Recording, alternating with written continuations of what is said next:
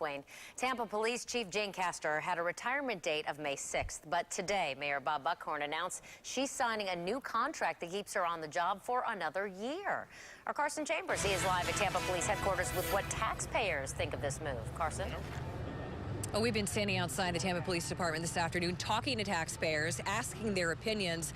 The mayor made this announcement at his State of the City address this afternoon, and as you might imagine, there's been mixed reaction. Some call it double dipping. Other taxpayers we spoke with say it's not. I think she should be allowed to continue. I mean, it's not, I don't see it as double dipping. She has to work. The way that I see it, Chief Castor has earned that pension. Either way, Tampa's mayor made the announcement public today. I have asked Tampa Police Chief Jane Castor, my friend, to stay on for one more additional year. Tampa Police Chief Jane Castor is part of the DROP program, or Deferred Retirement Option Program, which means after 30 years, she'll retire with a lump sum upwards of $720,000, plus $110,000 more each year.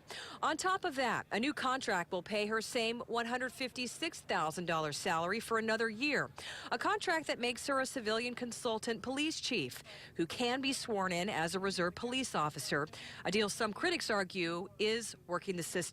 That's a ridiculous premise. Jane is entitled to her pension.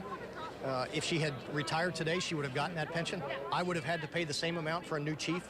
The chief responded to critics as well. And I would expect that every citizen would question where every tax dollar is spent. So I don't have any disagreement with that argument.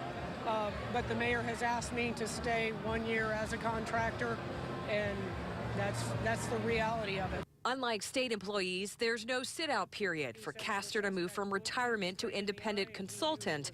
But the rules allow the chief a hefty paycheck, though she's paid into her own retirement for 30 years.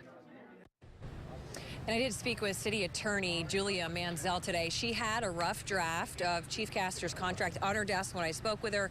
She says there is the option to renew for as many as 4 years, but Castor says 31 years is quite enough. Live in Tampa, I'm Carson Chambers, ABC Action News.